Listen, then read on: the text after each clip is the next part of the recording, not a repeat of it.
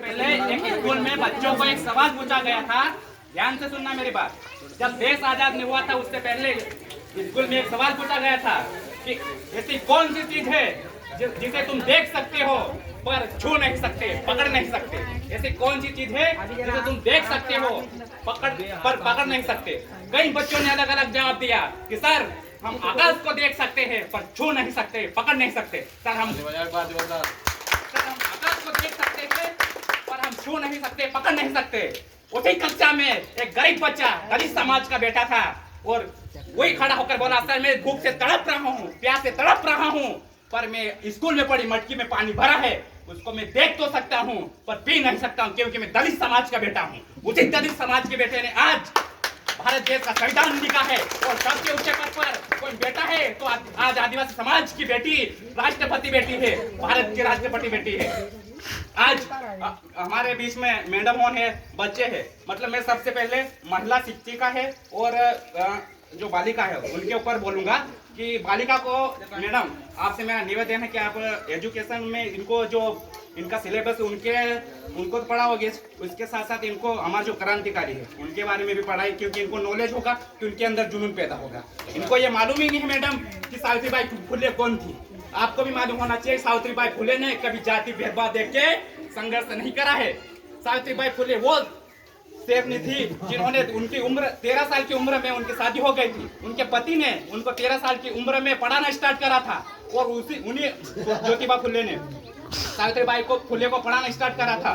सावित्रीबाई फुले पढ़ी लिखी, उनके ससुर जी ने उनको बच्चों को उन्होंने पढ़ाना स्टार्ट करा तो उनके ससुर जी ने उनको घर से निकाल दिया। घर से निकालने के बाद सावित्रीबाई फुले और उनके हस्बैंड के नाम पे जो जमीन थी वो जमीन आदि बेचकर उन्होंने स्कूल बालिकाओं के लिए पहला स्कूल खुला था जब बच्चियों को पढ़ने का अधिकार नहीं था।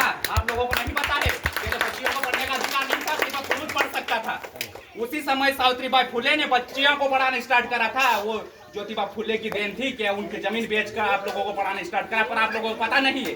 क्या है आपको मालूम? आप लोग क्या करें, 8वीं तक पढ़ा रहे, उसके बाद 9वीं में बच्चा फेल हो रहा तो अपने यहाँ पे पिकअप जा रही, उनमें दाड़कियां करने जा रहे, दाड़की धंधा करने जा रहे। आपको तो पता ही नहीं है।